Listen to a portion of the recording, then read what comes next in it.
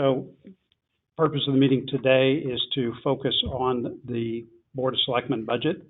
And what we have done, just as a reminder to everyone, is at our last meeting, which was on April 23rd, what we'd had at that special meeting was a discussion about potential cuts to the Board of Education and Board of Selectmen budgets. And in the presentation that I sent around that I believe is posted on the town website, what we did was we laid out two scenarios for trying to get to what we would call a flat budget. So the first flat budget is this notion of a flat mill rate, which would mean that we take the mill rate that we had last year and we'd have the same mill rate for this year. The second scenario that we had was a flat tax levy. So in other words, we would raise the same amount of tax dollars that we raised last year. And the reason that there's a difference between the two is that even with a flat mill rate, you'll end up raising a little bit more in taxes than you would last year. And that's because the grand list is bigger and there are a few other adjustments. But if you say, no, I'm actually going to tax the same dollars that we raised last year, that entails a larger cut. So what we did was we developed those two scenarios, and we apportioned, we had a few adjustments with the Board of Finance. We drew some funds from the Board of Finance Contingency Reserve to help. We also elected to bond some capital projects that were included in the operating budget, and we made a few other adjustments, but we came out with two targets for consideration. So there's two cuts that we'd have to come up with to get to a flat mill rate budget or a flat tax levy budget. For the flat mill rate budget, after the Board of Finance adjustments, we'd need to have a reduction of about $1.3 million. And for a flat tax levy budget, we'd need to get a cut of about $2.2 million. So what we did was we apportioned those two reduction amounts, and we've divided them between the Board of Education and the Board of Selectmen. For the Board of Education, it's about $970,000, and for the Board of Selectmen, $352,000. That's for the flat mill rate scenario. And then for the flat tax levy budget, we would have about $1.6 million for the Board of Ed and about $600,000 for the Board of Selectmen. So we sent these two targets to each board, and we asked them to get back to us with what they thought they could do to try to meet either the targets in those two scenarios. As I said publicly and in my letter to the Darien Times yesterday, our intention here is not to do any long-term damage to the town, right? We all still live here. We moved here for the assets and the services and the schools that this town has. And so the purpose of this exercise was not to ask these boards to make cuts that would damage those services or those assets, but rather to see what they could defer or change or alter in such a way that left those core services materially untouched, but provided some tax relief to our residents, but also our businesses in town that are under a lot of pressure given this crisis. I'd like to commend both boards. They have responded to us, I think, in a thoughtful way and have provided a lot of good thinking in terms of what those boards could do to try to meet the objectives that we laid out. So I appreciate those elected officials and the town and administrative staff at the school for the work that they did in helping us get to this point. So where we are today is to talk about the Board of Selectmen budget, and we're going to divide this conversation into two parts. The first part is we want to hear from the individual Board of Finance members who took a close look at the different parts of the Board of Selectmen budget. And then we want to go to the memo that the Board of Selectmen delivered to us, which was a response to the ask that we had that they come up with some potential reductions for us to consider. So we're going to start, as I said, with that first piece, which is just looking at the individual budgets. We'll consider the Board of Selectmen memo at the end. The one other point I'd like to make is that our process to this point, as it has been for several years, is to have a solid collaboration with members of the F&B Committee, Finance and Budget of the RTM. They've been materially involved in this process and have worked as buddies, as we call them, with other members of the Board of Finance in reviewing these budgets. I also received from Jack Davis, the chair of F&B, a detailed memo to supplement our work to make sure that we have taken into account their thoughts and ideas as part of our process. It's particularly important now because we are operating in an environment where it's difficult to get together. I'm, again, sitting here in town hall by myself. And in this environment, trying to have that collaboration as much as possible, I think, is is particularly important. So I appreciate Jack and the rest of F&B and their cooperation in this process and helping us get to a good answer. So what I'd like to do now is to go and let's take a look at the individual Board of Selectmen budgets. I know all of my colleagues are on the phone and can talk about the various components that they looked at. And so we'll go through that, and I know each of them has input from the F&B buddies as well as we go through this. So we have several categories to cover. I don't think this will take long. As I've said publicly, both budgets I think are pretty tight to begin with, so we may not have too many comments, but I did want to give everyone a chance to speak about the budget work that they've done to date. So let's start off with Dan and Rob. Both you gentlemen have focused on a few areas. One of them is the police department and building control. The second is public works, and third is parks and rec. So let me hand it over to either one of you gentlemen if you guys would like to start off, and let's hear what you have found with those budgets. Again, remembering that we're going to talk about the Board of Selectmen's recommendations towards the end. Dan or Rob? Sure. So I'll get started, and let me just kind of brief how we broke this out. I'm taking police, building control, and animal control, and Dan will lead on public works and parks and rec. So I'm going to start. I'll jump right into police, and for people with budget books, just starting on page 77. I'm not going to go line by line or section by section, but I just wanted to point out a couple of things. And police, obviously, the big thing is civil dispatch. I kind of want to leave that to the end, but let me just go through a couple of items, both operating and capital, on the police that I just want to point out. Just jumping on page 88 really quick, there's a $38,000 charge. That is for record management, a new management software system that they're going to put in there. So for people that are wondering what that charge was, that's what that is. And then the other big charge on the capital side related to like records and things is something called e-citation. We're one of the last towns in Connecticut to get onto this system. I think this is a good expense for this year to finally start the ball rolling on that particular thing. So from a from a police standpoint, I think those are the two big items I wanted to talk about before we talk about civil dispatch. Actually, one other thing to add in on the capital side, just as for considerations, I think it's on the list for the Board of Selectmen, is radio replacements. You see for $90,000. Dan and I had a really productive talk with Chief Anderson this morning.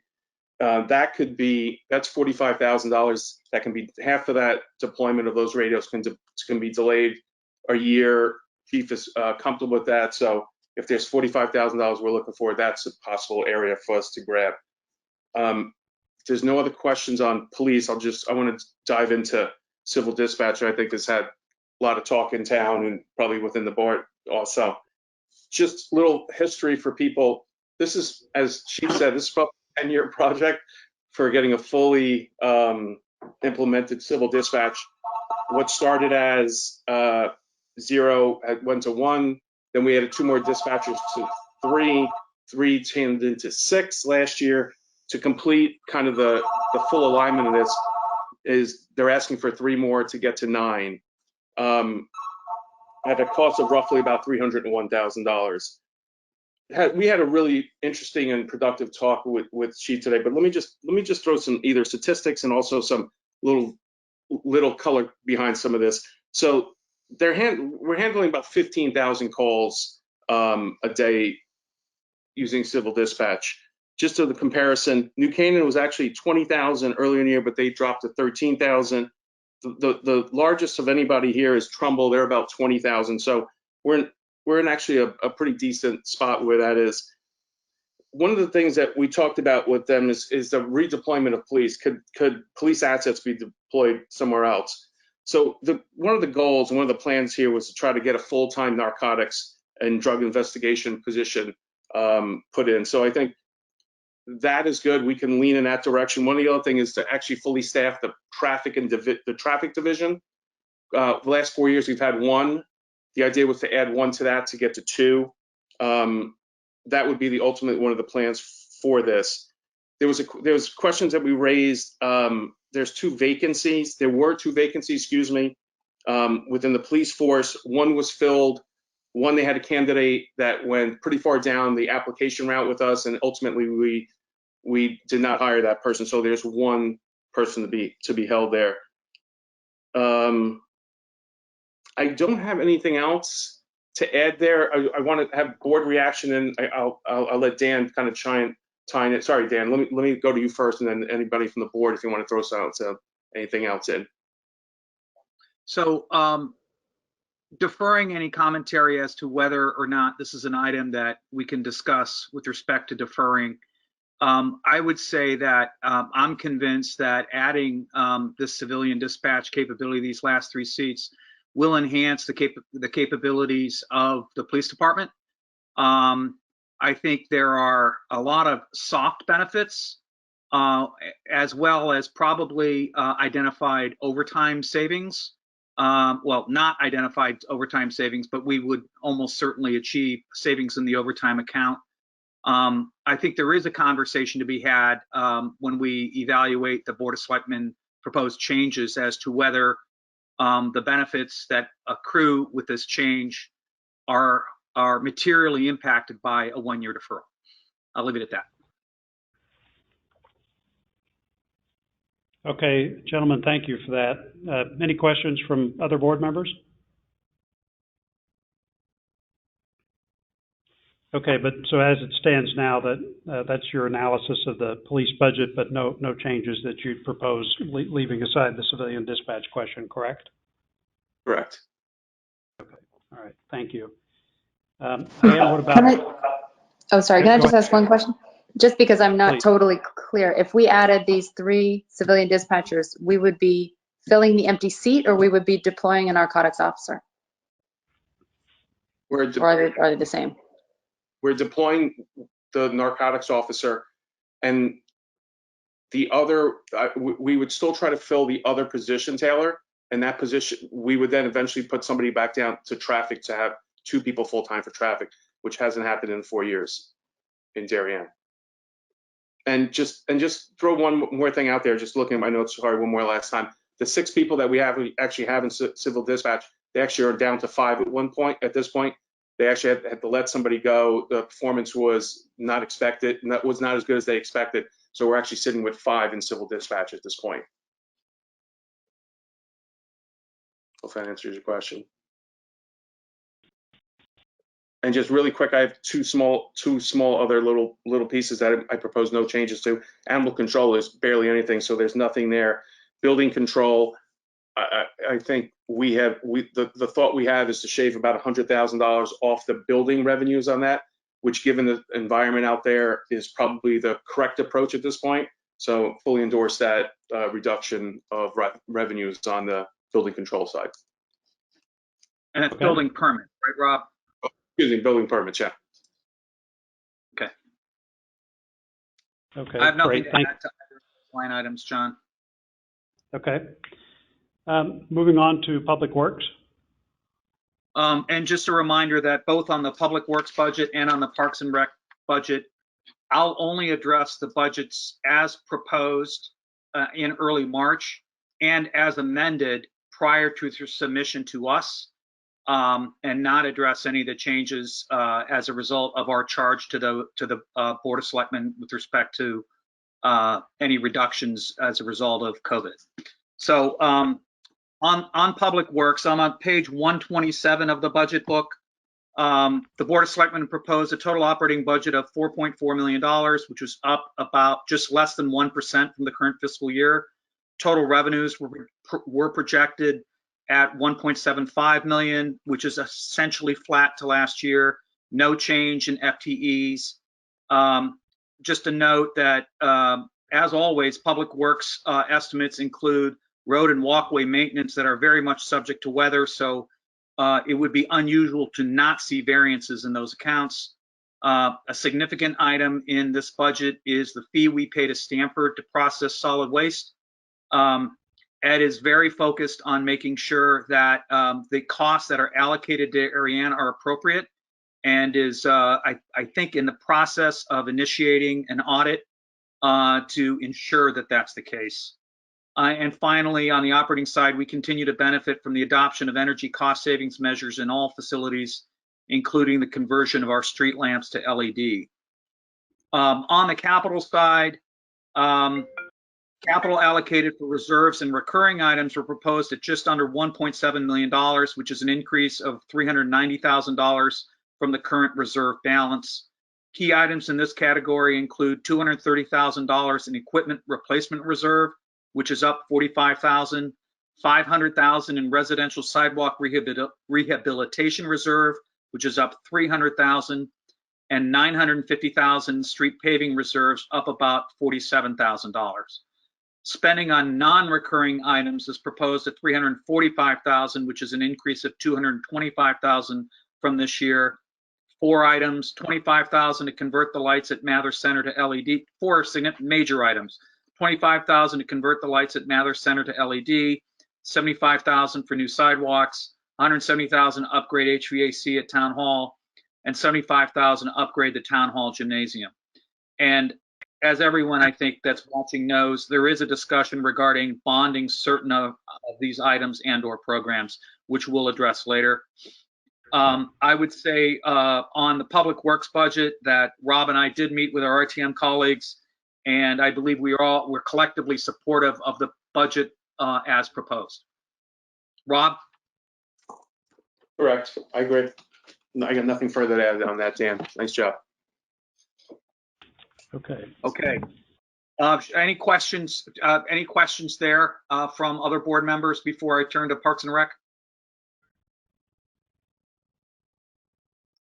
Parks and Rec 173, page 173 in the budget book. Total operating budget of 1.9 million, up 5,000, basically flat to this fiscal year, with revenues projected at 1.1 million, up just $2,000 over this year. Those revenue projections have been revised, and we'll get into that later. No change to FTE count. Capital allocated for reserves and recurring items proposed at 65,000, up from 50,000 in this year. 60,000 of that is toward the equipment reserve and 5,000 toward the tree replacement reserve. Capital spending on non-recurring items proposed at 141,000, up from 38,000. I've got 6 items, 36,000 to repaint the Weed Beach tennis courts. This was initially proposed at 66, but was revised by the town to 36,000. 15,000 to upgrade playground equipment. 15,000 to repair and restore the existing basketball court at Cherry Lawn. This was initially an $8,000 traffic. The funding from this was initially $8,000 in a traffic study, and repurposing that, or basically taking $10,000 that was set aside to demolish and reseed that court, taking those 2 items, and if you we eliminate the traffic study and repurpose the 10,000, we more than fund a repair and restoration of the existing basketball court, which does represent a safety concern in town. 2 more items, $11,000 to replace a valve at Town Hall Fields, and $11,000 to replace a stand-on blower. There was meaningful conversation on these items with the RTM. That conversation occurred after the town was charged with making proposed changes. So it's really informed by that charge. So it's probably better to discuss that, that conversation and the feedback we have from the RTM in the context of discussing proposed changes, the Board of Selectmen's proposed changes to their budget. Rob, anything more on Parks and Rec? Nothing to add. Perfect, Dan. Thank you. Okay. That's it from here, John. Any questions for Dan or Rob on those 3 budget areas?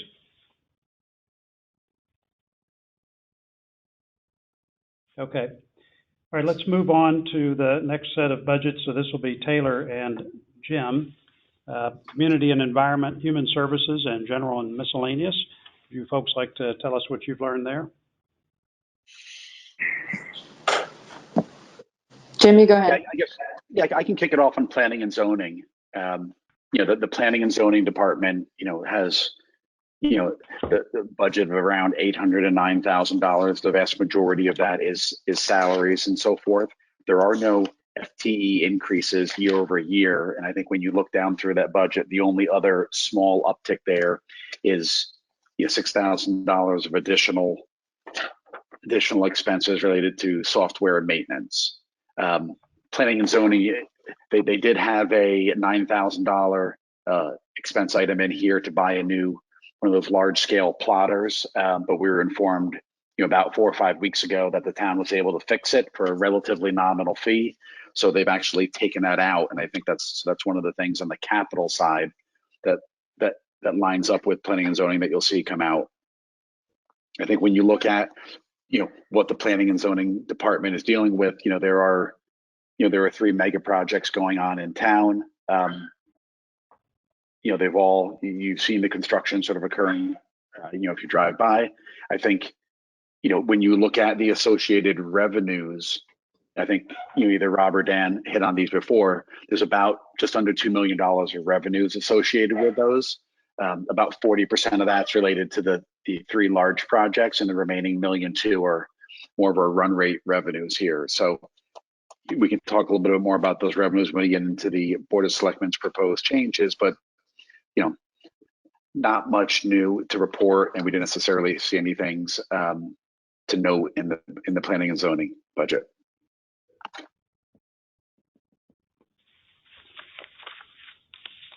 Okay, what's next? Taylor, do you want to do beautification? Yeah, that's fine. That's a pretty small account. I don't have the number off the top of my head. It's about $34,000, and most of it's for the flower baskets in town, which admittedly were discussed with F&B as a nice to have, but it is a really nice to have in the midst of a pretty dark time. So it does feel like something we'd like to keep if we can, but in the end, it is a nice to have. The rest of it is like Earth Day celebrations and cleaning up of the incoming, I forget what they use for a term, but like where people enter Darien. Yeah, my general sense of expenditures like that is that they're cuts instead of deferrals. So in other words, a deferral is something that we're thinking of investing in or a change we want to make, and instead of doing it this year, we're going to defer it until next year, as opposed to a cut, which is something that we do every year and come to expect, but we're just not going to do it next year. And so I think this feels like a cut, so I would hold it to a little bit higher standard, and I'm kind of with you. I'd leave this kind of expenditure alone.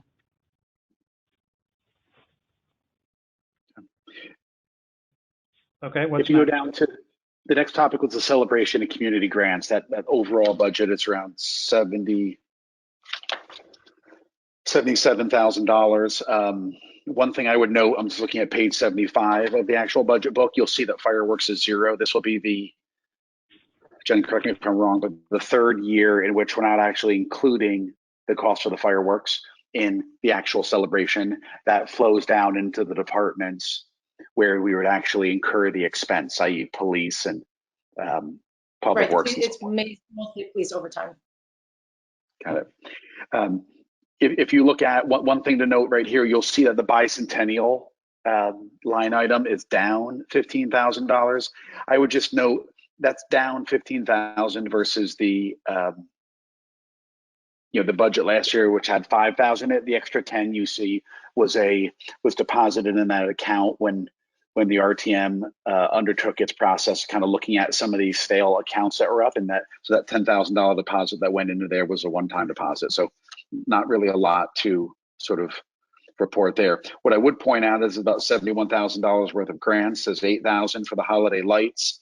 There's $10,000 that goes to the Historical Society, which, as you know, we cover some of their costs related to document retention and so forth. And then the biggest piece in this budget is the $53,000 that goes to the depot in the form of a grant, and that is up about $1,500 versus last year. So I don't, not a lot to report in this one. All right, Human Services. John, I'd be remiss if we didn't just hit on the harbor master. I think Tom Bell does a pretty good job there, and that's relatively skinny budget, up a small amount, but I think he does do a great job there. Okay, small typo on my printout. I missed it. Yes, they do a nice job, don't they? Thank you.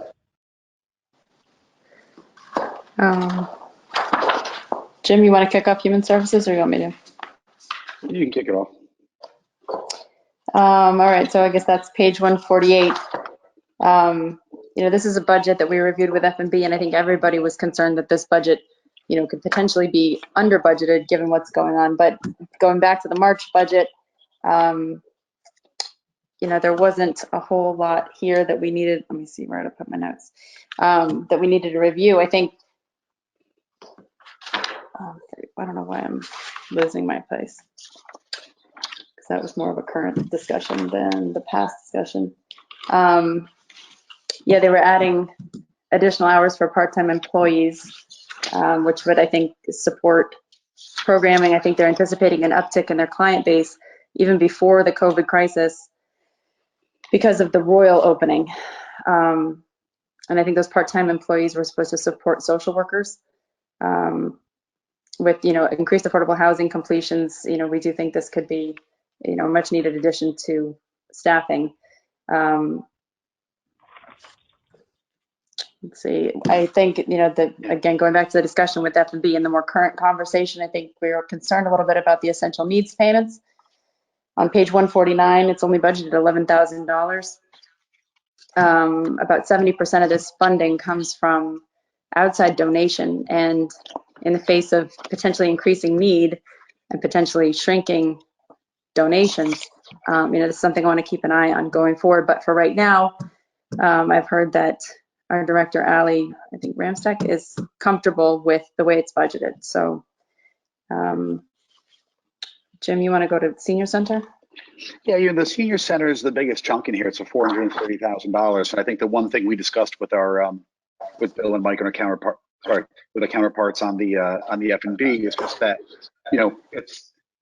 there's a lot of revenues that occur behind these expenditures, just given the programs that they offer at the senior center, as well as the meals and so forth. So I guess, one of the questions, it's hard to predict what things are going to look like in 3 months, let alone, 6 or 9 months. But this is one of those things which we don't know what it's going to be like when that opens back up, what additional expenses they could have to incur there as it relates to cleaning and so forth, and what type of participation they might see or not see in some of the membership of the senior center.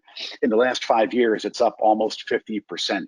We have, it's projected to have 1,850 members this year, with daily attendance, north of 100 people. So if that attendance drops, we could see, the program participation drop, and we could see, a decline in that budget, or we could see an uptick, for distancing or cleaning or other sort of operational costs there. So, we talked about this a lot, but I think, Taylor, in the end, like with our buddies on F&B, we weren't necessarily,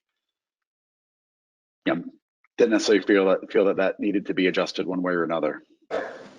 No, I think it's, again, one of those big question marks that we're going to be facing in the next 12 months. And actually, Jen, I realize now that we didn't follow up with you. Can you tell us, how are they engaged in food service delivery right now? And will that continue? Right now, they are not, as far as I know, they're not providing meals on a daily basis. I think they may be occasionally doing some grab and goes, but it's not a full-on lunch program at the moment. Okay.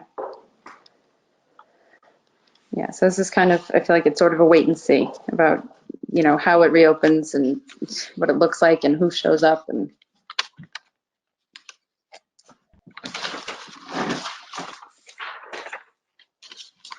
Okay, very good. Any questions on human services from anyone? We've got next is just some general on miscellaneous.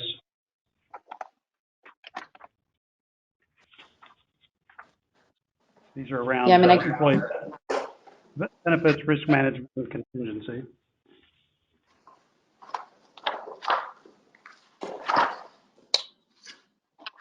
Yeah, I mean, if we're gonna go there, I'm sorry, we didn't finish up on youth services or public health or anything like that. But again, I mean, Jim, did you have any comments about any of that stuff? Because I think, again, No, with youth services, it looks like we're depending on, these programs running and, it's still a big TBD. But I don't think it's really going to skew the budget one way or another because the revenues pretty much offset the costs, right? Correct. I mean, I'm fine moving on because there wasn't anything else on my list. Okay. And then finally, just moving on general and miscellaneous, the benefits, risk contingency. Yeah, John, we looked at a few things in there as it relates to insurance, and a couple of our buddies on the RTM had a few questions that we posed to Jen there. I think, other than just noting that whether or not we might need to deal with things like increased unemployment insurance costs and so forth, we didn't really see anything in this, anything significant in this budget, other than obviously the cost of employee benefits are up 10%, of which I think we're going to see the Board of Selectmen propose a small reduction in that as part of them re-looking at the cost of their insurance. Okay. I think it also had to do with the mortality tables and the rate reduction, right? And we did discuss the possibility of changing that or altering that or phasing it in or delaying that change. But I think in the end, everybody, F&B, Jim and I think we had support from a lot of people to keep it as is right now. Okay, sounds good to me. Any other questions on those budget areas for our colleagues? Okay, let's move on to the library. I'll start off with that. So as you all know, I've been involved with the library budget for at least 10 years now, and I just have to continue to commend them on the quality of their budgeting and their operation. They certainly, I think, set an example for everyone in terms of the thoroughness with which they approach their process, but also just the transparency in discussing the many issues that they face, the types of problems they're having, the expenditures that they're planning, and the rationale behind all of those. I think every department and the Board of Education does a good job, but these guys really do go the extra mile, I think, in terms of all those dimensions. And I just want to say, as I've said in the past, how much we appreciate that. I don't think I need to go into their budget in any great detail, other than to say that there's one area that's come up that was a part of our discussions with the library director, Alan Gray. So as part of their budget proposal, there was a $25,000 cut that the Board of Selectmen decided to take. And the reason for that cut was a sense that the compensation increases that the library was offering were a bit out of sync with what the town offers its employees. The rationale offered by the library was that in order for them to remain competitive for the staff that they hire and maintain the excellent library that they have, that they really do require those percentage increases in order to continue to not just attract that staff, but to retain them. And so they felt that that was a significant part of their strategy, and they asked us to actually restore that $25,000. Not to speak for Taylor, but I think where we've come out on this is that we would not restore that $25,000.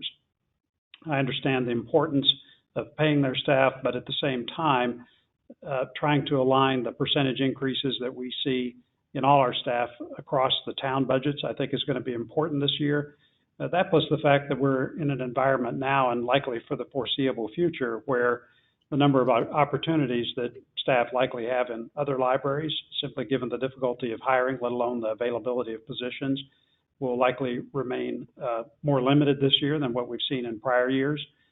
But the other thing that I would say is that, and this is a general message that I'd offer to all town departments, one of the things that we're dealing with this year is a much higher degree of uncertainty in terms of how we think that the rest of the year is going to play out and into the first part of calendar year 2021, so the whole fiscal year that we're planning for. We just don't know. We don't know how this pandemic is going to play out. We don't know what the continued impact on employment, on businesses, on taxes, on any of that is going to really materialize fully at this point. And so what I would encourage all town departments, and particularly the library, because they've had to deal with this $25,000 cut, if during the course of the year, evidence surfaces that you're at a significant disadvantage versus other libraries because of this particular cut, we would encourage you to go to the Board of Selectmen and request an appropriation. There is a perfectly functional channel that provides for that. So you can go to the Board of Selectmen. If the Board of Selectmen approve that, that comes to this board, and then a final appropriation with the RTM. I can assure you that all three of those entities will be very responsive in terms of taking under advisement and consideration any request for additional spending, particularly if it is regarding some of the issues that I know the library has laid out in this particular proposal, which is around strategic imperatives for attracting and retaining top quality staff. I would encourage everyone at the library, including the Friends, to take the budget that has been decided on by the Board of Selectmen and make every effort to make that work.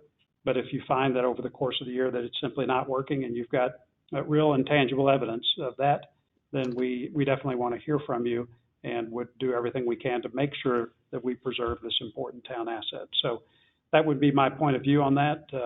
Taylor, did you have anything to add? No, I fully agree with everything you said. This budget was up substantially year over year for several reasons. One was the wage initiative, both full-time and part-time, but also a one-time payout for vacation accrual and the retirement increase that was mandated as a part of this acceptance of lower investment rates and the mortality table. So I'm hoping in this environment we want to try and rein in as much as we can, and this budget, even with the reduction of 25,000, is still up 4.62%. So I'm hoping that they can find a way to make this work, and I hope that next year, not receiving, potentially if that's how they choose to do it, not receiving a full 3% increase on full-time wages is not going to deter anyone from wanting to work at the Darien Library. That's terrific. Any other questions from any other board members on the library budget? Hey, can I just mention, well, I have a question, which is the changes that were proposed by Tammy Sloat and her memo to us. How does, like the cleaning costs, that kind of thing? How do we feel about that? Or are we making an adjustment? Yeah, that's a great question. As a general matter across all the budgets, what I would rather do is try to address those costs once they become a lot more apparent and clear, right? At this point, to say we want to increase budgets as a general matter to pay for extra cleaning that we're forecasting once things start to open up, I think there's clearly going to be some of that. But one of the things I'd rather do is that instead of going sort of piecemeal into each one of these budgets and adding a provision for that, what I'd like to see actually is the Board of Selectmen, sometime once the opening up of the town becomes a little bit more comes into a little bit more into focus, is for them to take a holistic view on all this, right? So instead of, say, for example, the library making decisions about what cleaning it's going to do, I think it's actually going to be important for all that to be done in a holistic way and consistently across the town, right? Because the schools are going to have a challenge with that. Lots of other, even town hall is going to have challenges with that. And so what I'd like to do is have the Board of Selectmen and Board of Education, once this becomes clear, take a look at it and look at it in a holistic way. And then if it looks like there is going to need to be an appropriation to pay for some of that and that the money is not available elsewhere, then let's have a discussion about complete proposals to get that done when the time is appropriate. That could happen this summer. It could be in the fall. We just don't know. And so rather than guessing now and trying to put something in the budget today, I'd rather leave the budgets where they are and let's come back with an appropriation request once those needs are a bit more clear. Reactions? Hey, John, it's Jim. I would just add to that. I think as we think about like potential extra costs, which she mentioned in her memo, for having to potentially bring in an outside service during the day or something, we should really think about, sort of a town-wide approach to this. If we need to sort of contract with some type of third-party service, if that's the way things go, well, we should think about how do we leverage what we might need at the senior center versus the town versus library to ensure that we get the best rate, in terms of bulk buying here. Yeah, I agree completely. I think a piecemeal approach to that is going to be a lot more expensive. And as I said, once these needs come into view, let's have a holistic discussion. And if we got to have an appropriation, that's great. At least we're doing it all at once with a strategy to keep those costs as reasonable as possible.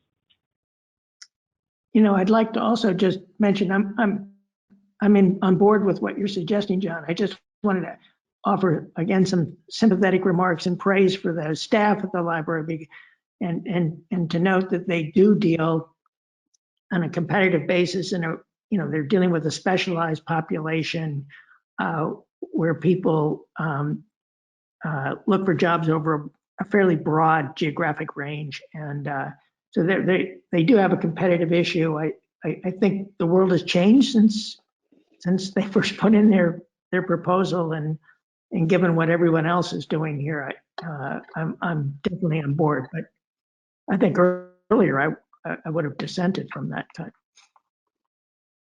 John, I agree with what you just said about the staff at the library, but I also want to circle back and agree wholeheartedly with your suggested approach.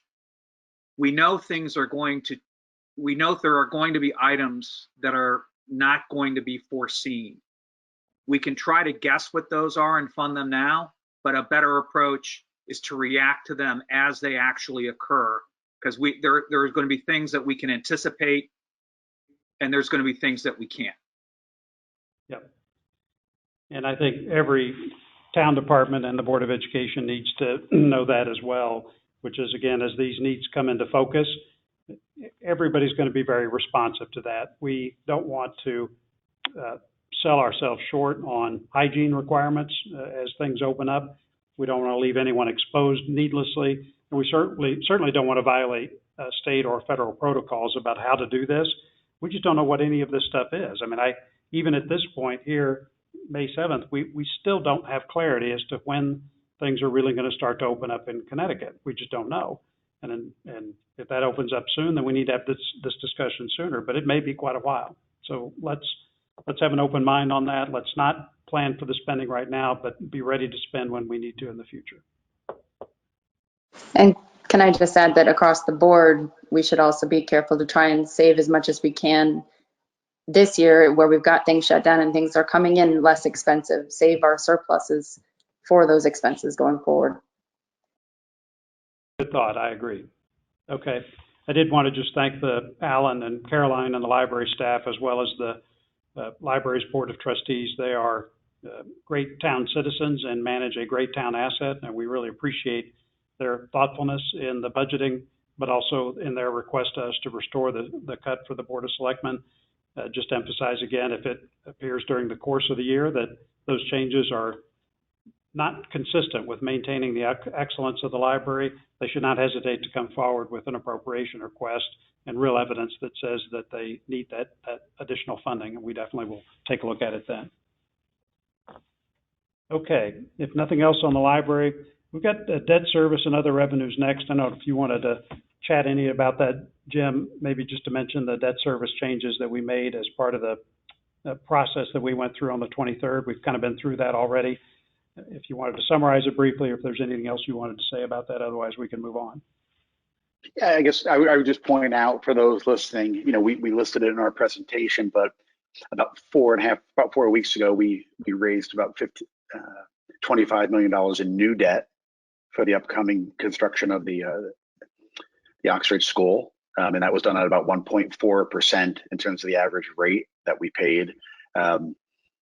When you look at our overall debt service today at 9.2 million, you can see that that's been coming down year after year after year. And we've kind of purposely structured that so that we can continue to layer on more debt to pay for the, up to $66 million of bonding for the new school. The refinancing that we did, is the $15 million for the refinancing that we did, was able to lower our fiscal 2021 debt service by about $300,000. And you see that sort of listed as one of the things that we were able to kind of contribute in terms of, holding the mill rate constant if that's the path that we choose, and eliminating the need for, reducing the need for cuts. When you look at our debt service, it's about, I'm excluding sewer because that's generally a self-paying account. It's about 60% for school projects and 40% for town projects. Our outstanding debt balances are a little bit higher for the school projects, just given the new school that's coming on board. But otherwise, I think our debt service is very manageable as a percentage of our total, our total budget here. Right. Okay, if no other questions on debt service or other revenues, Frank, why don't you talk about just general government? Yes, this will be fairly fast. The overall increase here is literally trivial. I want to note that Kate, kindly took Paul and me quite completely through the budget. It was right before the kind of shutdown, and it was kind of a time where I think we were downloading the GoToMeeting software. Just a couple of notes. Even in something as stable as the town hall, you kind of think going through the pages that as good as the estimates are, there's likely to be some variability just brought on by this. And like, for example, in the IT area, perhaps tax collection costs could go up. The voting registrar, that could be, challenging for them. One of the places of significant increase in the general government was the regulatory council that going from 250 to 290. That's actually something that I'm guessing might even come down. Is the idea there was to contemplate additional costs arising out of the end of the moratorium, but people may be less reluctant to kind of do speculative projects at this point. So it'll be interesting to see. I think, Martha Banks joined us as the F&B representative. She noted to me just that we're going to be challenged in reading Jack's memo, which turned out to be right. And she personally would prefer a more capital deferral to bonding on the smaller projects. And she's obviously generally in agreement with Jack's memo. And she's fine on the general government. So that's it there. All right, fine. I'll touch briefly on the fire departments. Paul is not here for our meeting tonight because of some work obligations, but I had a chance to talk with him today, and I know he had reached out to the F&B members who had been focusing on this. For the operating budget, a very small increase, and so I'm talking about the 3 fire departments plus the fire marshal, fire commission, and if you look at the overall increase, it's just over 0.5%. So these are very, very small numbers. So certainly consistent with what we saw last year. In terms of capital, there's a couple larger projects that we'll end up bonding, and we'll talk more about that in a minute. But one of them is the conversion to natural gas for the Norotan Fire Department. That's $165,000. They have a number of other smaller capital projects, and a lot of this stuff is things we've seen in the past that really is around replacing things that are on a replacement schedule. So self-contained breathing apparatus replacement, which is actually mandated by regulation in terms of when you have to do that, but also things like radios, which we've had discussions about in the past. All of those things are replaced either because of a regulatory schedule or because of changes in technology that you have to replace the equipment in order for them to remain compatible with what the departments need. So for that type of small capital, it's not tiny dollars, but they're not gigantic. Again, we've looked at these for years. I'm reluctant to cut or delay those amounts simply because they're consistent with either regulatory or safety requirements. So I didn't have any changes to any of the fire department or sort of emergency protective services, leaving police aside. Those are pretty tight budgets, both on the operating and the capital side, and I'm inclined to leave them as is. Any questions on any of those budgets? Okay, we have just a couple of quick topics to go through before we get to the Board of Selectmen's memo in response to our request. Frank, I don't know if you had any comments on any of the grants or the revenue side of the operating budget from some of your discussions, or if there's something you'd like to add about any of that. No, I don't think so. No, small. All right, and then the only other thing to mention is fund balance. I've stated this in meetings in the past. The fund balance is the town's reserve that we can draw on in an emergency. I believe fund balance is sitting at about $23 million right now. Is that right, Jennifer? Yeah, that's correct. Okay. So one of the things that we did in the last 2 or 3 years is to adopt a fund balance policy or to renew the one that we had. And what that does, among other things, is set a level for fund balance. And we have defined that as a percentage of budgeted revenue or expenditures for the town. And that floor that we've set is 12% of that number.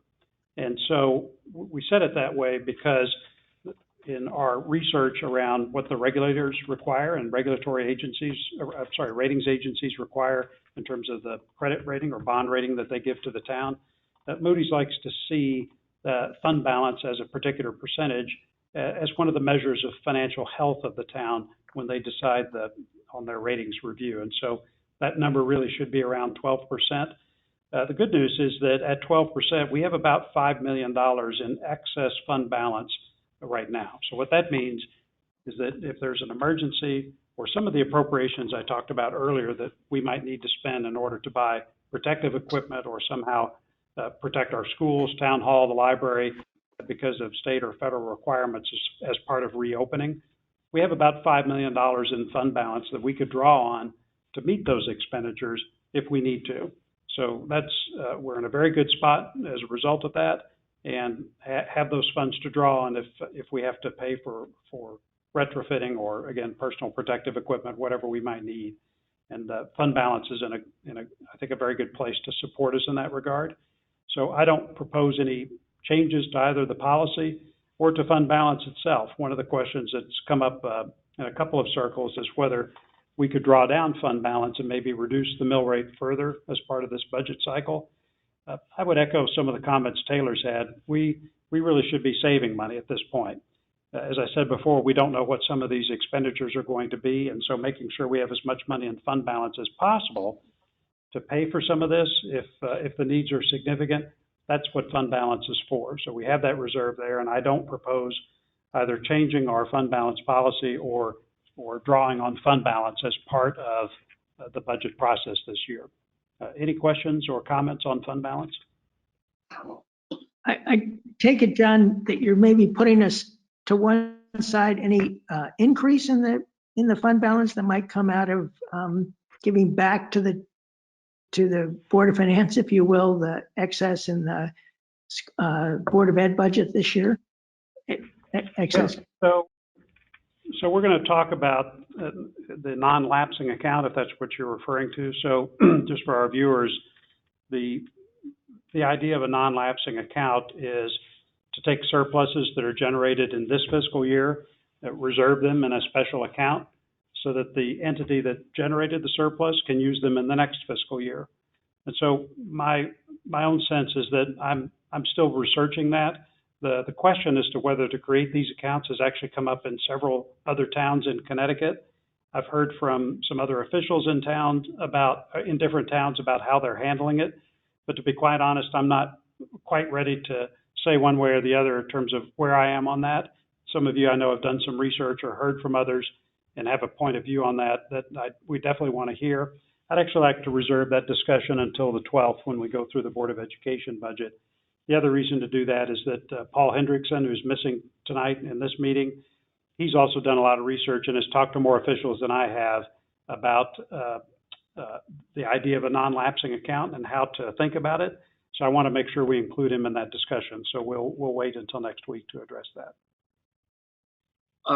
Another question, John, is Jack Davis's memo identified a number of accounts that possibly could be trued up resulting in a net further contribution to the general fund. Is that, I assume that's something that we would take up after the budget process, or what are your thoughts with respect to that? Great question. So as you know, we have a process every year, usually in the fall, that we go through where we take a look at all of those reserve accounts, or really unspent funds, if you will, for capital projects. And what we did was we established some criteria for looking at them to see if they should be left in place or if they should be closed down and have those funds returned to fund balance. The criteria that we have right now is basically whether they've spent any money in the last 18 months. And if they haven't, then what we do is we take a close look at that. We go to the department head or the person responsible for that fund or those unexpended funds, and we ask them, what are you doing, right? Are you done? Is this finished?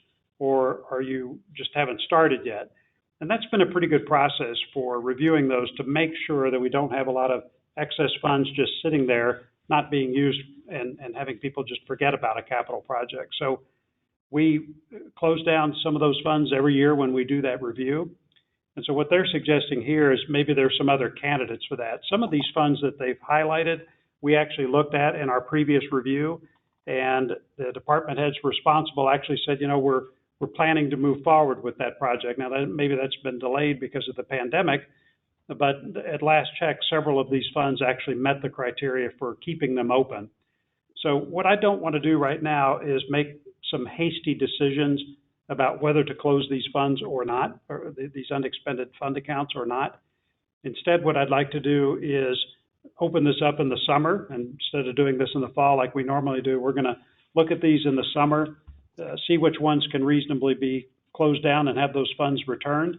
And let's do that with individual discussions, both for the Board of Selectmen and the Board of Education, as well as the department heads that are responsible for those projects. That way we can make sure we haven't made a mistake and close something down. Or maybe there's something out there that is a surplus that they'll tell us, look, that project's over and we should close that out right now.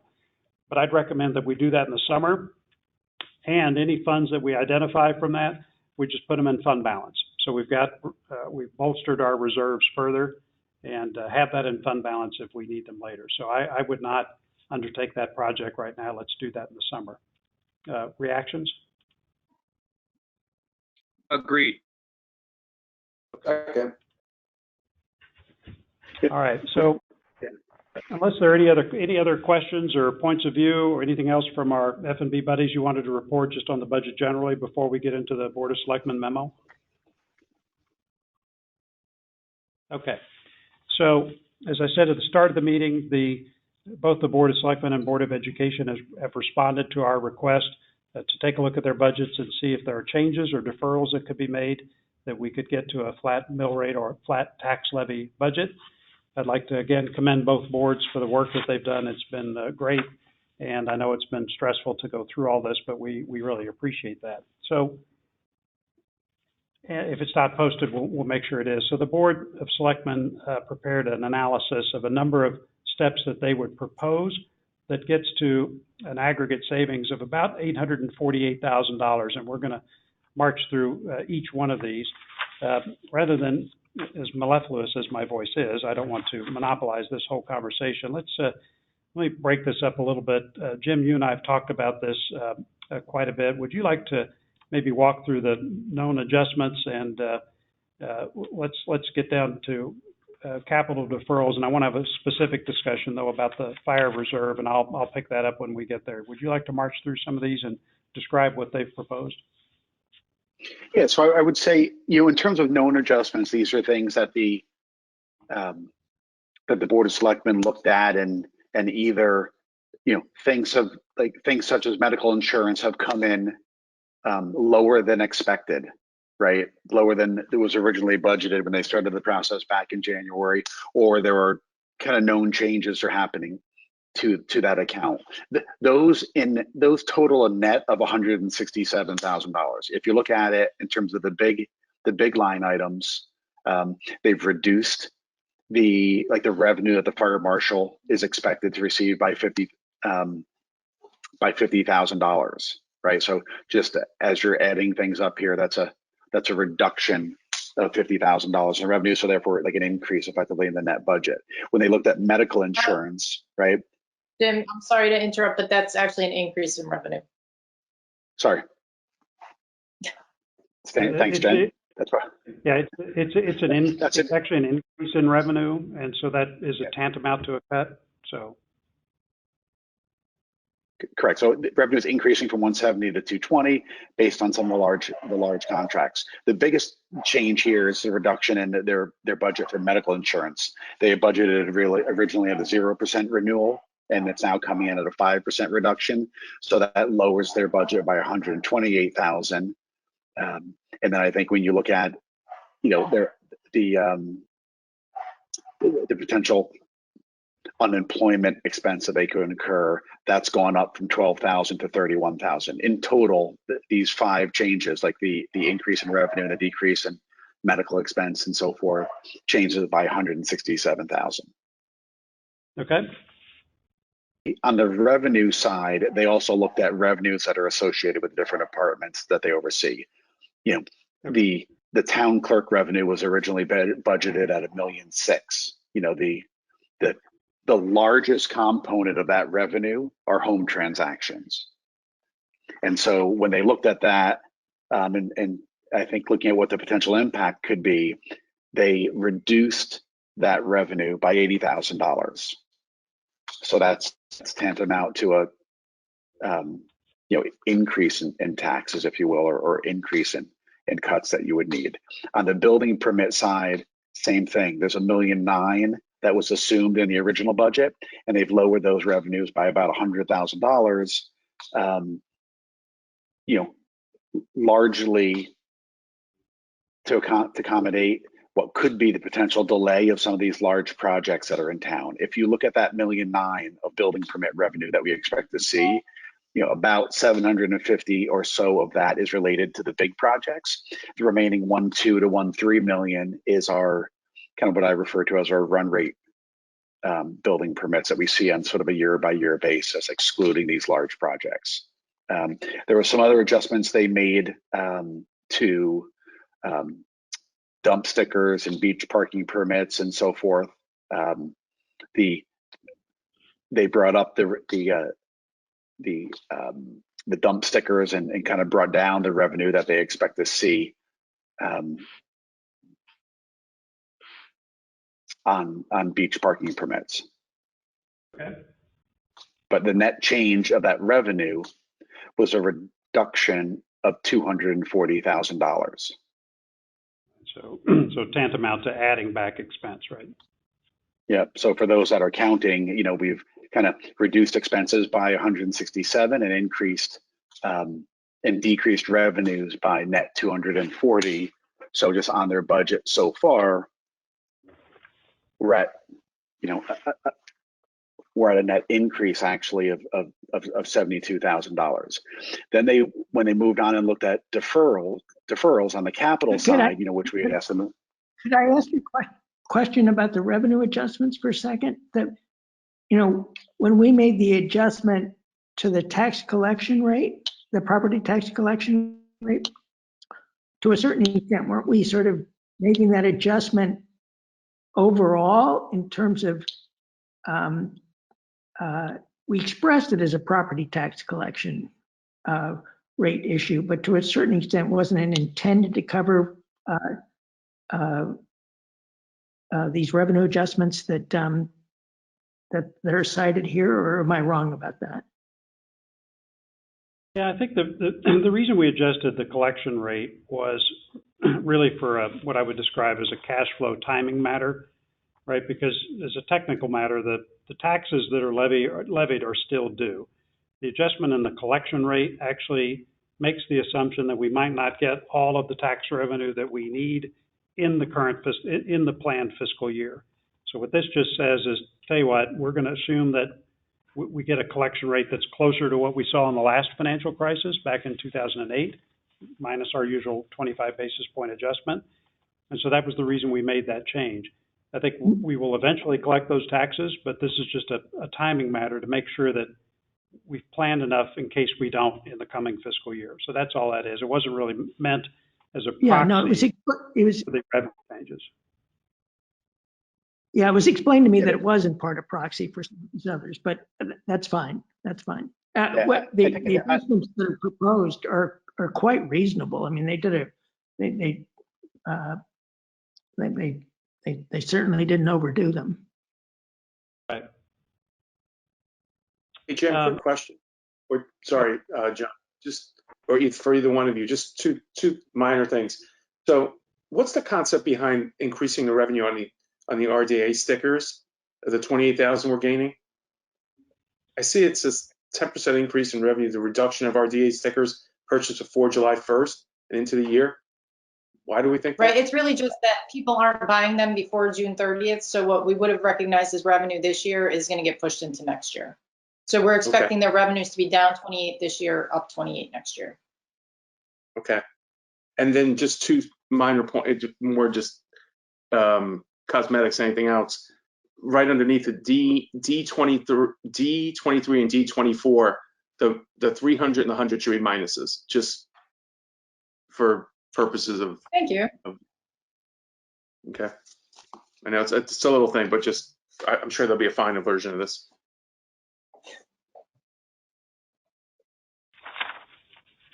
Okay. Rob, it doesn't affect the overall numbers, but that's a good catch.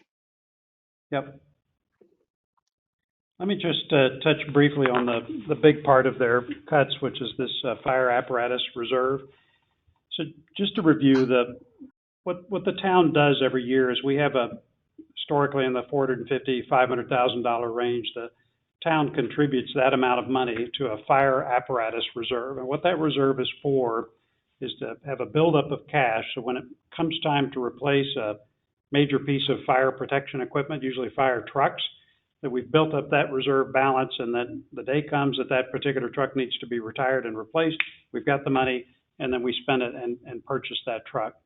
And so the reason for having a reserve like that is the same reason you would bond a large capital project, which is to take those major expenditures, and sometimes those trucks can be hundreds of thousands of dollars, if not $1 million, is that you have a level expenditure over the course of a period of time, so that the fire apparatus replacement, it can be spiky depending on when the trucks get replaced, but the funding for that is pretty level over the course of the years.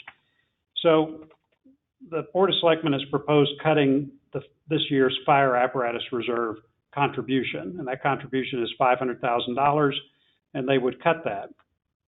So normally I would say that's bad, because what you don't want to do is disturb the contributions to that account, because if you cut this $500,000, your reserve account in the future, when a truck needs to be replaced, is inadequate. It's short. So you have to tax everybody that year to make up for that shortfall, and that's bad.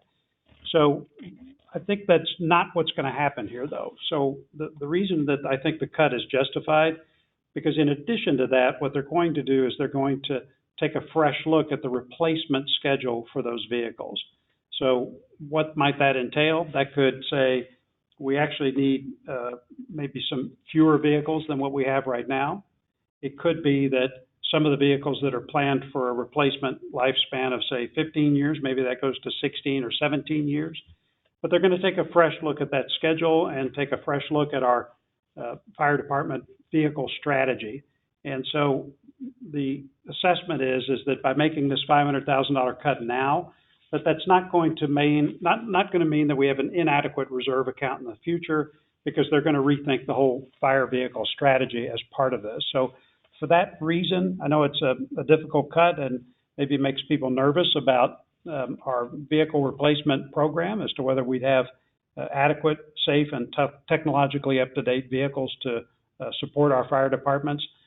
Based on my read of this and my discussions with others, I do not think that's the case. So I'm okay with taking out this $500,000 contribution. Reactions or comments?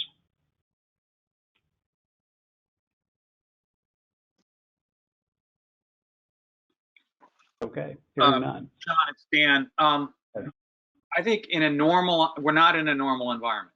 In a normal environment, I would propose that deferring this item should follow the review and possible modifications to our strategy around this account.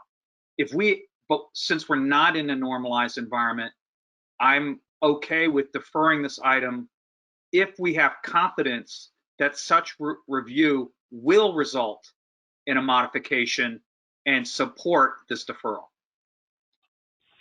That's a great point, and I would agree with you. In normal times, we might actually flip the order and look at a revised strategy and schedule before we make this change. Because it's an abnormal time, but also because I looked at the vehicle replacement schedule, I see what we've spent. I see the timing, at least as it stands now, for some of that replacement work.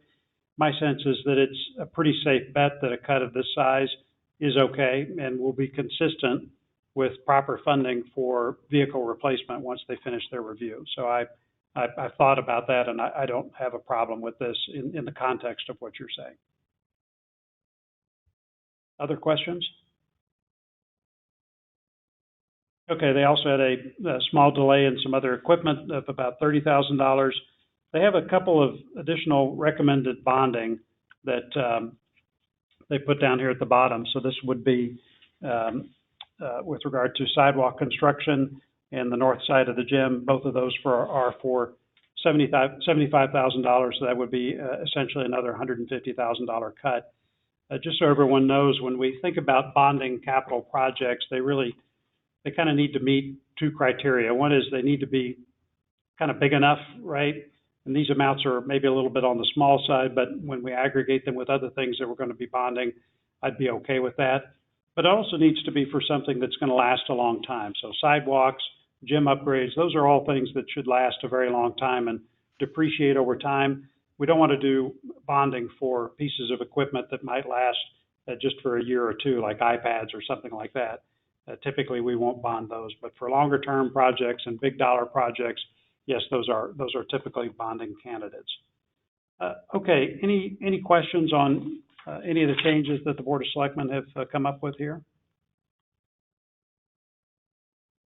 Okay. Real quick.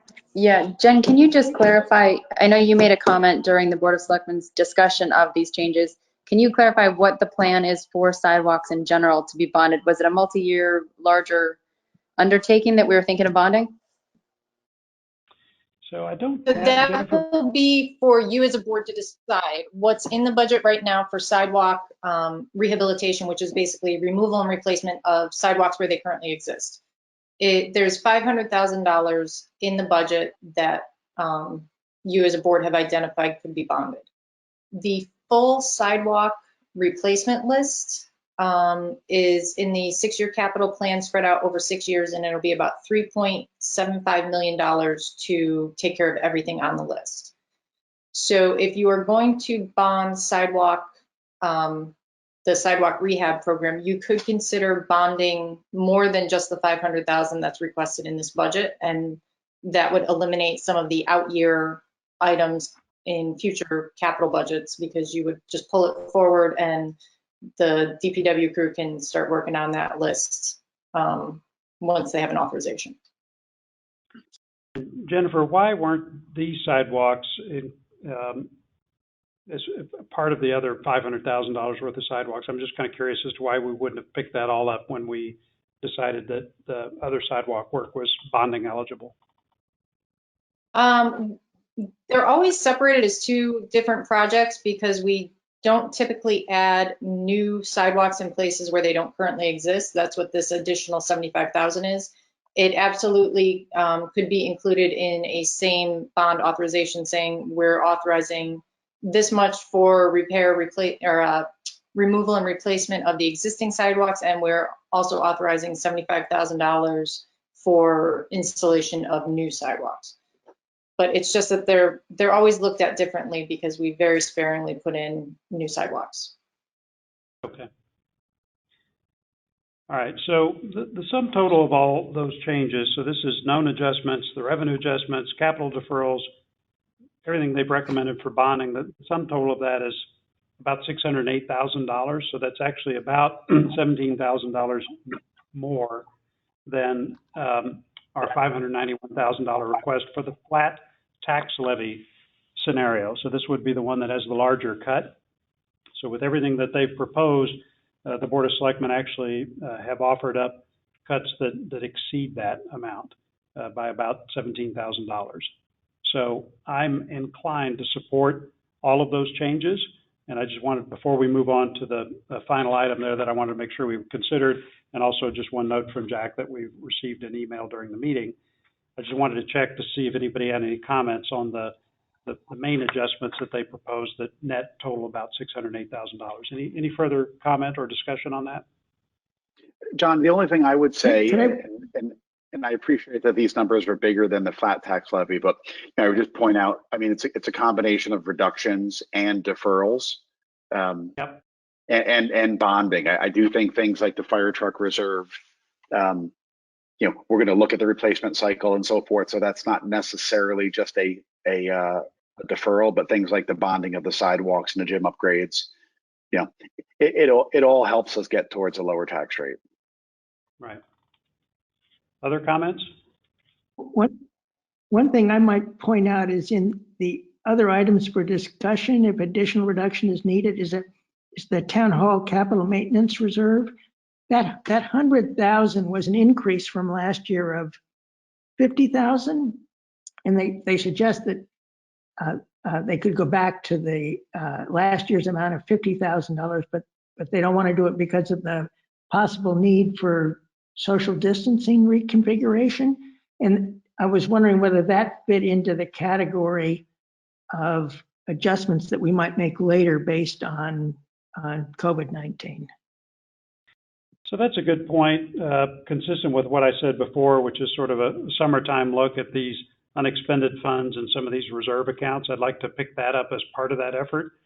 We may decide to leave this account alone because there's maybe tangible evidence at that point of some social distancing expenditures that we need, or we might decide to clean it out. But rather than making that change right now, I'd rather have an active discussion with the Board of Selectmen and town departments to see what they think about it. But that's a good point. Frank, I assume, were you pointing to the $100,000 contribution that they were saying, could potentially be reduced to 50, but they may actually need it, like line 43? Yes. Yeah. Yes. And the 100 was an increase from last year of 50,000. I think that's why they identified it, frankly. Right. Okay. I'd also just point out that if you take these cuts in their totality, this I think meets the criteria we laid out before, which is we're not trying to damage town services or assets. All of these cuts I think are thoughtful in that regard and have an eye towards making sure that we preserve town assets and services. So I would commend the Board of Selectmen for that. So one other thing before we get into the last part, which is Jack's memo that he sent as part of this discussion, there is this issue of civilian dispatchers. It's $310,000 next year. That includes salary, overtime, benefits, and Social Security to bring on 3 dispatchers. Just by way of review, this is a part of a longer-term strategy to replace sworn officers who are typically manning the police station for purposes of dispatching services to meet service calls or emergencies. And the idea here is to replace those sworn officers with civilian dispatchers so that the sworn officers can be out in the field doing their work. So this is the next round of civilian dispatchers to be hired.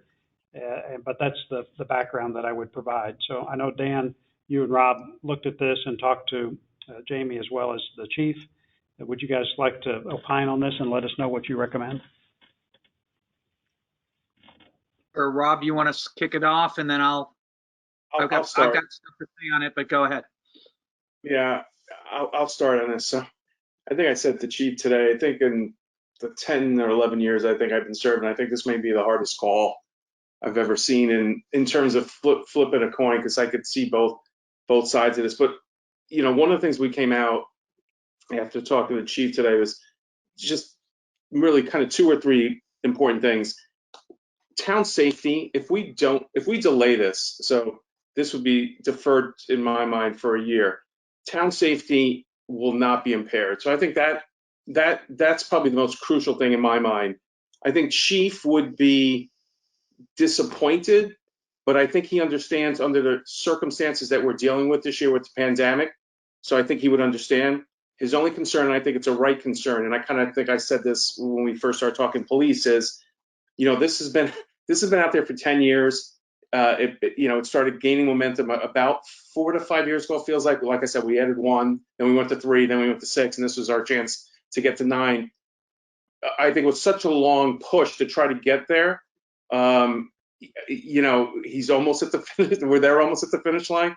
It's just a bit of a disappointment, but he understands, and I think I'll leave it at that, because it was in my mind, and I'll let Dan chime in on this too. I thought it was an incredibly efficient and impassioned talk that we had for him for an hour, but I think those are the main themes we came out is.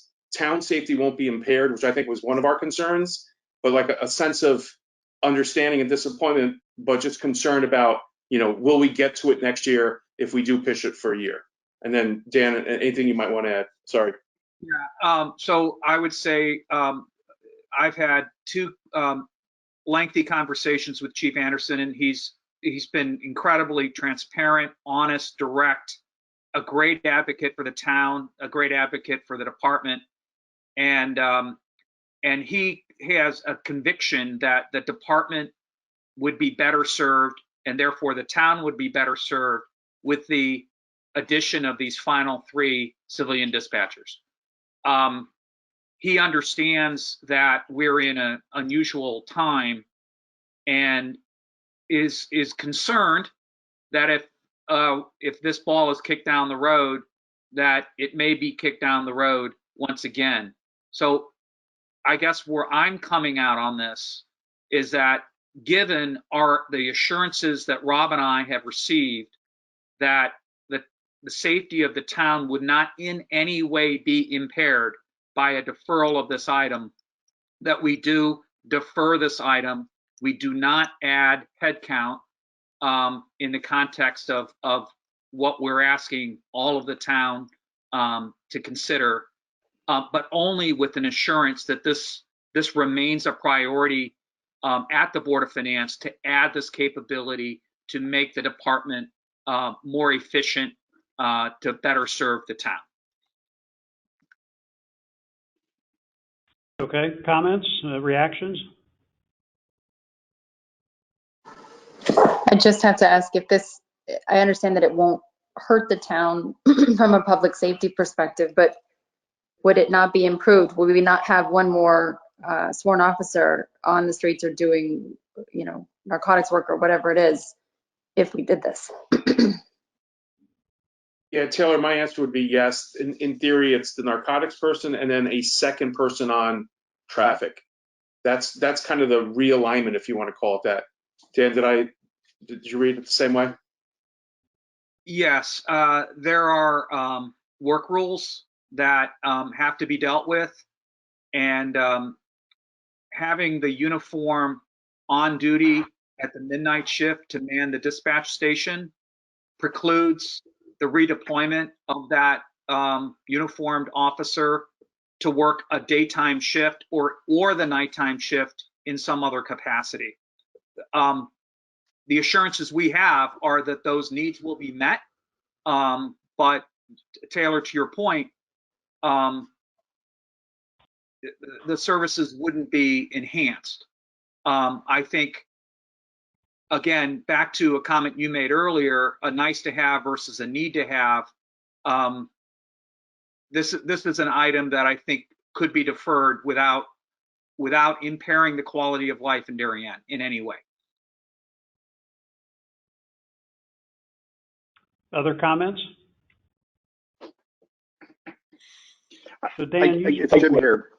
Dan and Rob, I would just ask, is a thought here that this is truly a deferral? Like we're basically just giving it one more year until we fill out this program?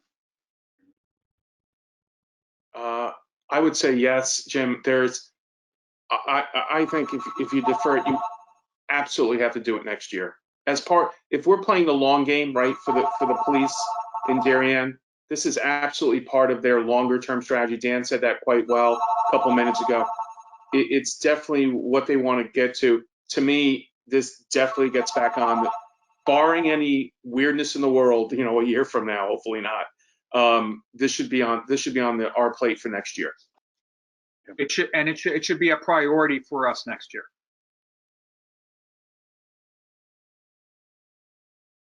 Okay, other comments? So I'm in support of the deferral. I mean, based on your input that it won't result in a safety issue next year, and that really this is more of a culmination of a strategy to shift to civilian dispatchers.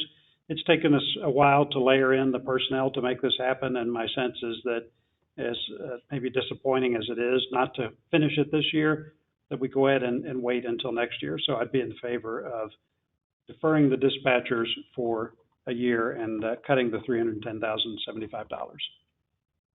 Sound okay? Yes. All right.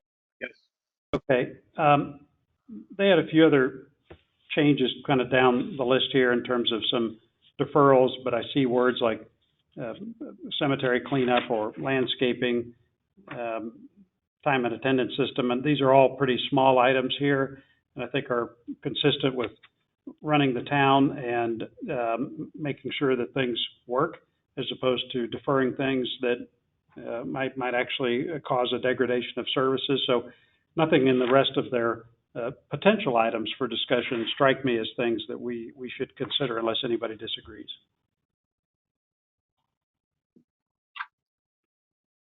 Okay, so I sent around while we were live here a note from Jack Davis from F&B, and what I asked him to do was to just lay out any potential incremental changes they might request us to consider that we have not already considered as part of our reviews today up to this point. So if did everybody receive my email? Do you guys have that in front of you? Pulling it up. Yes, no? Okay. Yep. So I have it here on my iPad. He's got a few things here that we might just chat about briefly, and then I think we can wrap things up. So the first one is just bonding the police department HVAC project. And he's got here paid from reserve for capital non-recurring expenditures, contingencies, and apply to other BOS capital requests. I'm not sure what that means. Jennifer, can you remind us where we are on that particular HVAC project? And $233,000, is that the right amount? And did we not include that in some of the other bonding, or what's the status of that? We did not bond that one. That was the one you had originally approved as a special appropriation to fix the problems at the police department. But then because of COVID and RTM not being able to meet, we brought it back to you in March to appropriate it from your Board of Finance reserve within the capital non-recurring fund. So this is wiring a rooftop unit and the building system maintenance, building management system, I think it's called. So I think a little more information would be needed from Ed regarding the expected life of the rooftop unit. What exactly is the building management system? If it's more of a software, we don't want to bond that part of it.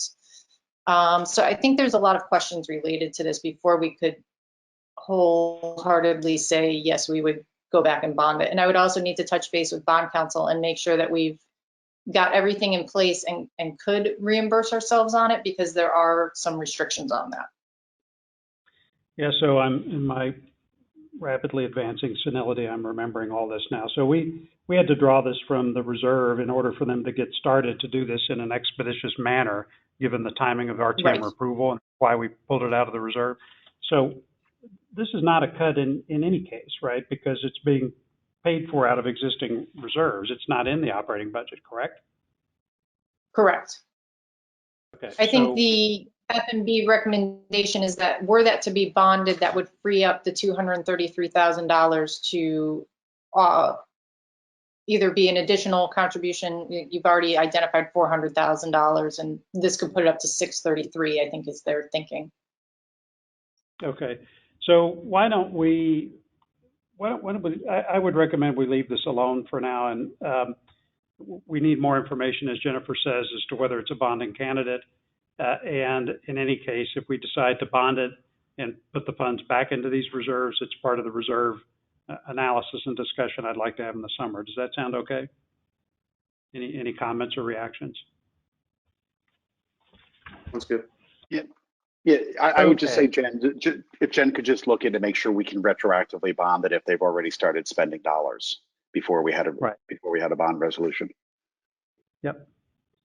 Okay, Jack's got a few other things here. So for Board of Selectmen operating, $20,000.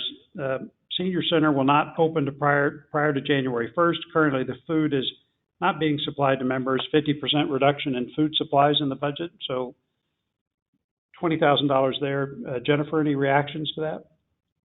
I think it was covered in Taylor's review of human services when she said that the expenditures and revenues pretty much offset each other in a lot of these programs. And the food service program is one where the revenues do offset the expense. So we chose not to tinker with it in the Board of Selectmen budget because it's kind of a wash when you get down to the final budget number. Okay, we'll leave that alone. Revenue, $80,000. Late payment, interest accrual on taxes. State statute requires interest to be assessed on late taxes. Adjusting the collection rate resulted in a reduction of taxes equal to $730,000. Statute requires interest to be assessed at 1.5% per month or 18% per annum. Non-deferral calculation is $87,600. If deferred, then the amount, if deferred, then amount is $76,650. This amount should be recorded. So what he's talking about there is if we in fact don't collect the taxes that we're expecting not to collect, that we should assume revenue of $80,000 for delinquent taxes. So again, I am not necessarily forecasting that we're going to have a collection rate as low as we have. It really is much more of a contingency, if you will, to make sure that we are collecting all the taxes that we need to tax or need to collect in order to meet our expenditures and not come up short. So I don't know that I don't know that we really need to assume penalty revenue associated with that, because the assumption there is that we simply don't collect the taxes next year, any of them. And I might be disinclined to do that, but maybe I'm wrong. Reactions? John, it's Jim here. I would also be disinclined to do this. I mean, we're making this assumption, as you point out. I mean, ultimately, we should collect the taxes, but if it's 6, 9, 12 months go by before we actually collect it, I don't think we should be assuming that we're going to be getting paid interest on that. Certainly not for like setting, determining expenditures and setting this budget. Yeah, that plus the fact that there could be another deferral or special exemption over the course of the year that reduces the penalties on such delinquencies. We've already seen it once with the governor's program, so I don't want to bank on revenue like that. A further point there just on investment income. So he is adding $75,000, I think, to our $125,000. Jim, do you want to talk about the reduction in investment income and kind of where we are on that, and maybe comment on whether we should increase that projected revenue? Yeah, I mean, I think, Taylor and I looked at what we think the timing is of tax dollars coming in. We made some assumptions around what we think the drawdown ultimately of the funds that we just raised for the Oxford School will be, and so forth. And based on some feedback from Joan and kind of making some assumptions about the interest rate, that's how we came up with the current income estimate. I'm not sure that trying to frame the investment income around what it was in 2014 is necessarily the right approach. I like the approach that we looked at with the help of Joan, which is kind of building it from the bottom up. What are our balances month after month after month for all 12 months? What do we think the investment rate could be? 0, 15, 25, 50. And I think ultimately that's where we came up with $125,000 investment income number, which is $600,000 less than what was budgeted back in January when these budgets were put together. So I'm not necessarily in favor of increasing this investment income by $75,000. Yeah, and I talked to Joan about our $125,000 budget, so reducing the $600,000 you mentioned, And she was okay with that. It's in the zip code of where she thinks it'll be. So I think we leave the 125 where it is. Other reactions or comments? Okay, just three more here, and I think we're done. So he's saying that. Sorry, go ahead. Was there a comment? No? Okay, so. Sorry, yeah, I was just going to say that, in the past, we've had the argument that if we underestimated the investment income revenue, that we would be overtaxing our citizens. I think in this case, if she outperforms her budget, I would place a very high likelihood on those additional funds being very useful to us with unforeseen expenses. There you go. I would agree. Okay, last three he's got on his list here. This one is capital. It's actually on the Board of Selectmen for discussion items. This is the $25,000 contribution to the Town Hall renovation reserve. And what Jack says here, cut the Town Hall renovation reserve capital requested. The capital reserve for capital non-recurring expenditure balance is already at $199,000. Historic use does not require addition to this account. Therefore, no funds should be added. Jennifer, any comments there? Maybe about the rationale for that particular ad? There's no note here in the Board of Selectmen memo. Honestly, I don't recall. I would have to look back in my notes or touch base with Kate. I know she's been working closely with DPW to develop a plan for what needs to be done around here, both for the maintenance reserve as well as the renovation reserve. So she did have some plans for those dollars, but I couldn't tell you exactly what they were. Okay. If you could dig into that just a bit, this is not unreasonable. It was, again, even suggested by the Board of Selectmen in their note. But if Jack and the F&B folks have taken a look at that, I'm actually okay with taking a fresh look at that particular account. So would you mind just marking that as something that we could consider? Let's see what you find. Maybe we actually take them up on that suggestion. I'd be okay with that. Okay. All right, last two. This one is for the Town Hall Capital Maintenance Reserve. We've already really talked about this one. He suggests taking out the $100,000. I think we just talked about it and said we probably ought to leave that budget alone just for the some of the anticipated that they might do. Unless anybody had anything to say about that, I'd probably not take that cut. And then finally, this is $48,186. Cut the requested replenishment of police and the fire department small capital accounts. F&B supports the concept of these small capital accounts. The existing balance in those four accounts totals $82,000 as of April 16th. As such, the existing balance exists to handle the requested amounts without affecting the purchase of small capital requests. Currently, the average balance of the small capital accounts represents 181% of the last 2-year usage. That's also not an unreasonable request given the statistics he cites. Jennifer, do you have any comments on that? That might be something we need to research further. I do. I actually looked into this earlier today, and I looked at the police department and the 3 fire departments. What is remaining unspent from fiscal 19 and previous years? I didn't want to look at touching anything that they were appropriated this year because they may just have delays in their purchases because of what's going on. So the police department has an unspent balance of $13,637, which exceeds their request this year. So I think we could eliminate their request this year. Darien Fire, their unspent balance from fiscal 19 and back is about half of their request, $8,875. I think we could reduce their request by that amount. Norotan has a balance of $14,000, which is more than their current request of $11,300. And Norotan Heights has an unspent balance of $11,800, which is more than their request of $8,570. So if we were to reduce or eliminate their request based on that, it's a reduction of $40,561. I would be okay with that. Would any reason you could see, Jennifer, we shouldn't do that?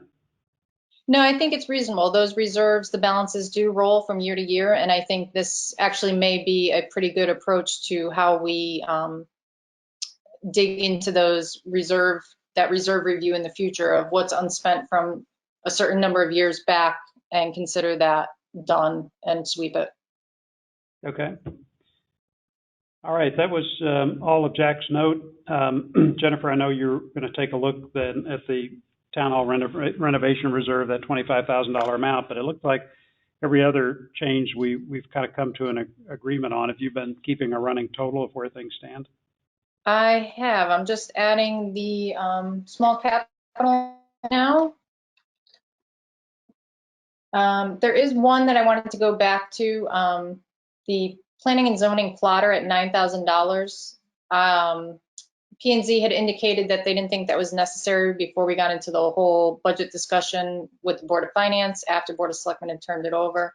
They did offer that up to the Board of Selectmen. The Board of Selectmen did not entertain that cut.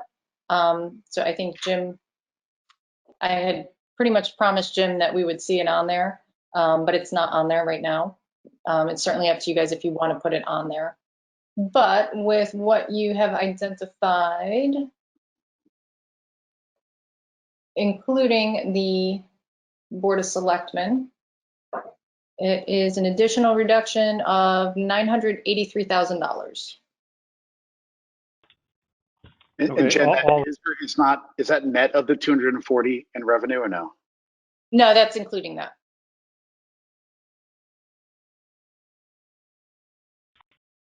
So it is net of that number, right? The revenue reductions are included in. Yeah, the revenue reduction is in that number. It is a net number. Okay. Yeah. All right, so it's really $1,223,000 in expenditure cuts and but also $240,000 in revenue cuts, so it nets to be $983,000, correct? Let's see, we got $1,173,000 on expenditures, and because of the fire marshal revenue, that was a known adjustment, a $190,000 adjustment to revenue, and all of that nets to the $983,000.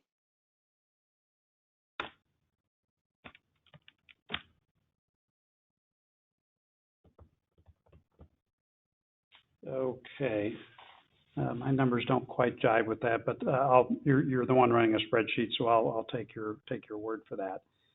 So next steps on this really is just to take a closer look at that town hall renovation reserve, that $25,000 that Jack brought up. But I liked several of his other suggestions, so thanks go to Jack and F&B. I think that added to the discussion. So if net we're ending up at a cut of $983,000 versus the flat tax levy that we asked for, which $591,000. So we have done considerably better than even that more difficult target. So I appreciate the work on this by all members here, but also particularly the Board of Selectmen and all the town department heads that contributed to this. That's really great. I know those were not easy decisions at all, but certainly it seems to have met our objectives, which is to lighten up the tax burden where we can, but not do anything that damages town services or assets. And I think I can say that say confidently that it meets those two objectives. Any other questions or issues before we try to wrap things up? Okay. So again, I appreciate everybody's hard work on all this. Next steps, we have a meeting set for next week, May 12th, which is a Tuesday. The purpose of that meeting is to do the same exercise, but for the Board of Education. One change that we'll make for that meeting, that one will not be live streamed on Channel 79. Instead, we're going to live stream it on the web so that everybody can be in a grid and the public can see all of us instead of just me right now. But we're going to change that up a little bit so that we can have that at our next meeting. Other than that, I think that was it from my end. Jennifer, have we forgotten anything, or do we need to do anything at this point? I do know that we still need a vote on all this, so certainly I would welcome additional public comment based on the work we've done so far for the Board of Selectmen budget or the Board of Selectmen itself. But we will vote on these cuts formally when we do the vote with the Board of Education changes, and we're going to do all that on Thursday, May 14th. So, right. And what else? Can I just confirm what I have as this board's potential other cuts in addition to what the Board of Selectmen offered up? There were other items for discussion with Board of Selectmen. It's the dispatchers, the town hall renovation reserve, and then the small capital reserves as recommended by F&B. Was there anything that I missed? Yeah, so then that was the $40,000 for the small capital one that we Right. calculated? Right. Revenue, capital. No, I think that's it. Jim or anybody else tracking this? Have we missed anything? John, I think that's it. Let me just make one point. I mean, I think just given that, and I appreciate Jackson and the F&B team putting this analysis together and sending it in. I think just given that we just got it during the middle of this meeting, we should just, I think, make sure that we check with the Board of Selectmen on a couple of these items that weren't covered in the list that they send across. Yeah, good point, Jennifer. If you could bring that up to Kate and others, just to make sure we haven't cut something that they would be against, that would be great, actually. Will do. Okay, I believe we are finished this evening. Unless there's anything else, we will see everyone again on Tuesday, March 12th to talk about the Board of Education budget. Can I get a motion to adjourn? So moved. Okay, Rob, second. Second. And thank you. I'll assume everyone's in favor. Anyone opposed to adjourning? Okay, it's unanimous. We stand adjourned. Thank you very much and good evening.